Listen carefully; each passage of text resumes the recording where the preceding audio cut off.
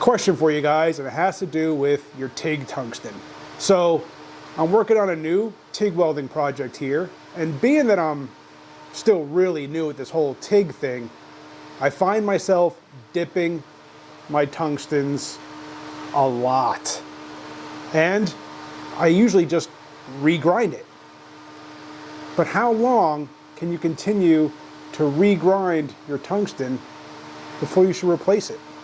I mean, normally I just cut my tungsten in half, I regrind both sides, I've got points on both ends, and it gives me a lot of use out of the tungsten as long as I don't dip it. But up to this point, I haven't replaced any tungsten yet.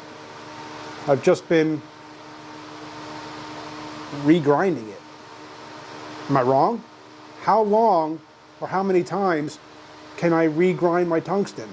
I mean, can I just do it until it gets all the way run down like an old number 2 stubby pencil? Let me know in the comments, guys. Let me know what you think. Is it time to replace it, or just continue to regrind it into nothing?